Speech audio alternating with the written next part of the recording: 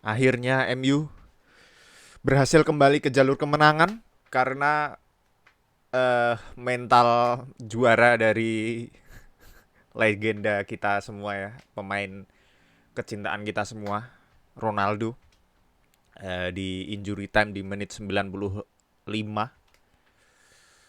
Modal besar menurutku di Liga Champions setelah lawan Young Boys kemarin ambiar, dan ini lawan Villarreal yang tentu saja datang ke Old Trafford dengan pelatih good eveningnya yang udah ngalahin MU di final Europa League tahun lalu. Tapi di sini yang pengen aku bahas adalah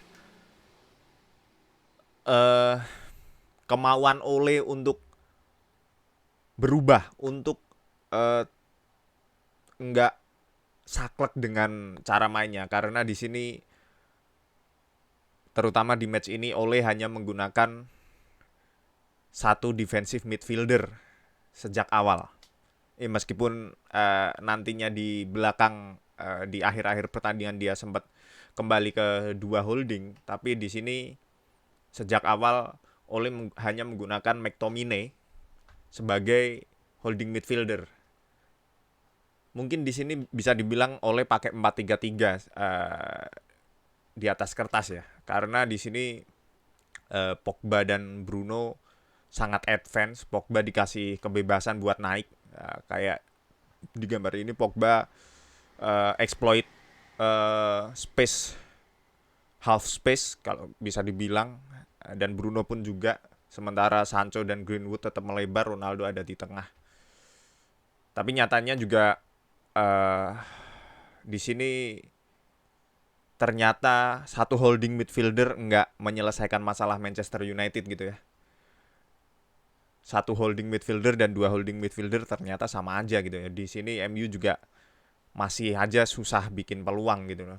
Nggak tahu penyakitnya apa, solusinya seperti apa, tapi nyatanya satu holding maupun dua holding sama aja MU susah bikin peluang. Mungkin emang karena eh entah mungkin Villarreal yang datang ke Old Trafford ya cuma ngincer counter attack. Ya bisa dibilang semua tim yang datang ke Old Trafford, tim-tim yang di atas kertas materi pemainnya kurang dibanding MU, pasti datang ke sini pengen parkir bus aja gitu loh. Dan di sini Pogba juga kadang sering ngambil bola di bawah, Bruno pun seperti itu, cuma secara keseluruhan tetap di sini McTominay satu-satunya seorang gelandang bertahan, dan dia doing a good job ya menurutku ya. McTominay di sini dia ya cukup solid lah, meskipun sendirian, nggak bareng partnernya Fred. Dia ya meskipun kesulitan juga, eh, ya gimana ya, aku nggak tahu kedepannya apakah lebih bagus pakai dua holding ataupun satu holding, karena menurutku dua holding lebih protektif terhadap back four, tapi secara create chance kan agak kurang. Tapi nyatanya dengan satu holding pun MU tetap susah bikin peluang gitu loh. Bahkan gol pertama MU pun lahir dari free kick ya, di mana bukan dari open play gitu kan. Tetap susah susah buat bongkar pertahanan lawan gitu. Dan di sini emang emang pertahanan Villarreal emang sama persis kayak di final dia cara mainnya gitu loh. Unai Emery datang ya buat buat ngincer di counter attack gitu loh. Kita bisa lihat di sini ada 11 pemain di lapangan mereka sendiri gitu loh. Bahkan Peko Alcacer pun ikut ikut defend. Dan inilah yang menjadi musuh utama dari United. Semua tim sekarang gitu loh. Tim kalau kita flashback ke zaman dulu, tim-tim mungkin ya, mungkin perasaan tim-tim lawan ketika datang ke Old Trafford buat ngelawan MU mungkin udah ngeper duluan gitu loh. Tapi karena MU ternyata gampang dikalahin, MU ternyata eh, ada ramuannya nih buat ngalahin MU. Jadi setiap tim yang datang pakai ramuan itu, yaitu mereka sit back, low block, nunggu change karena MU juga nanti bakal kehilangan bola sendiri dan kemudian hit di counter attack secara cepat. Dan itu kebukti dari golnya Villarreal ya. Golnya Villarreal ini menurutku kerugian dari MU hanya pakai satu holding midfielder,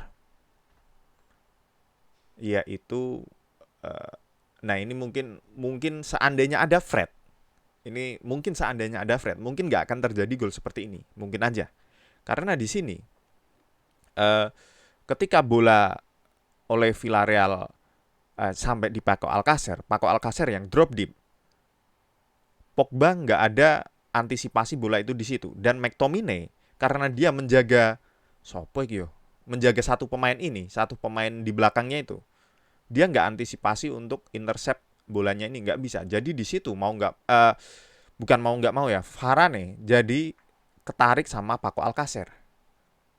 Paco Alcacer drop deep, Varane ketarik meninggalkan space di belakang. Nih, jadi lebar banget. Lebar banget, dan ini adalah space yang dimanfaatkan oleh Villarreal. Mungkin ketika ada Fred, uh, mungkin yang bakalan ngepressing Alcacer mungkin adalah Fred gitu ya. Tapi di sini Pogba yang bisa dibilang berjaga di daerah itu nggak nggak sebagus itu dalam defense gitu kan. Dan akhirnya membuat Varane keluar dari posisinya buat ngepressing, dan akhirnya space yang ditinggalkan lebar banget. Mungkin di sini orang-orang bakal ngomongin tentang Diogo Dalot ya, yang gagal buat intercept, ya ya itu ada sih, ada peran di situ, cuma cuma menurutku itu bukan bukan problem utama dari sebab utama dari gol ini tercipta gitu. Sebab utama dari gol ini tercipta adalah Varane yang harus ngepres Paco Alcacer yang drop deep, karena Paco Alcacer jalur passingnya ke dia nggak ketutup karena satu-satunya holding midfielder yang ada di situ adalah McTominay yang kebetulan dia udah ngejaga zonanya dan pemain yang ada di dekatnya gitu. Dan ini space yang lebar banget gitu kan.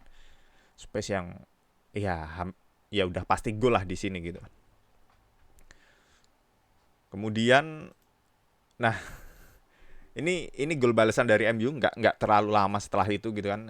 Dan di sini Villarreal udah mulai karena udah menang mereka mencoba mengamankan keunggulan. Cuma mereka di sini nggak expect karena mereka mungkin ada instruksi dari Emery buat ya udahlah parkir busnya semakin rapat aja. Jadi mereka bahkan ketika free kick mereka 11 orang pemain di kotak penalti mereka sendiri, nggak ada, menurutku kasih satu orang gitu kan yang nutup. Di sini ada 3 pemain bahkan yang siap nendang entah itu bola rebound ataupun dapat umpan dari Bruno. Ada 3 orang cuy, dan nggak ada pemain Villarreal sama sekali yang nutup ketiga orang ini. Bener-bener mungkin instruksi dari Emery adalah untuk uh, drop deep sedalam-dalamnya sampai akhirnya Alex Telles punya ruang yang sangat kosong yang dia mungkin bisa melakukan apapun di situ, sampai akhirnya tendangan yang nggak ada yang ngeblok, nggak ada yang nutup sama sekali, clear chance gitulah. Dan itu gol pertamanya sangat bagus gitu ya. Kemungkinan ketika Luxo masih cedera nantinya ini adalah modal yang bagus buat Alex Telles ke depannya biar bisa main lebih bagus lagi gitu. Karena ketika lawan siapa ya? West Ham kemarin kan, West Ham apa Young Boys gitu, West Ham ya, lawan ya pokoknya dia agak hancur mainnya, cuma ini modal besar buat dia gitu. Dan di sini ini ya gol terakhir MU, tapi sebelum gol terakhir ini ada beberapa perubahan yang Ole bawa ke tim gitu ya. Ketika dia memasukkan Cavani dan juga Matic bersamaan gitu. Ketika tadinya MU hanya menggunakan McTominay buat holding midfielder, kemudian masuknya Matic itu jadi dua orang balik dua holding, dan Cavani yang masuk pun bikin Ronaldo geser ke sayap. Kita kita melihat Ronaldo main di sayap lagi gitu dengan Cavani di tengah, dan Cavani bener-bener bawa energi di sini. Cavani bener-bener uh, mentalnya istimewa. Dia bener-bener bawa apa yang dibutuhkan oleh MU, dan akhirnya mungkin keputusan Ole untuk mainin Fred dan Lingard itu harus diakui ya, bagus sih, bagus gitu. Dan Fred main di posisi yang jarang kita lihat. Ya, pernah dia main di posisi left back, cuma uh, di sini tanpa adanya Fred gitu kan, mana mungkin gol ini tercipta gitu kan.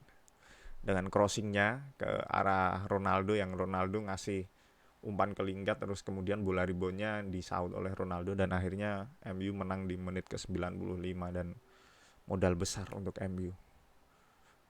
Di sini ya lagi-lagi permasalahan utama MU sepertinya bukan di tengah di mana kombinasi antara Mac dan Fred, tapi karena emang MU nggak punya formula untuk bongkar tim-tim yang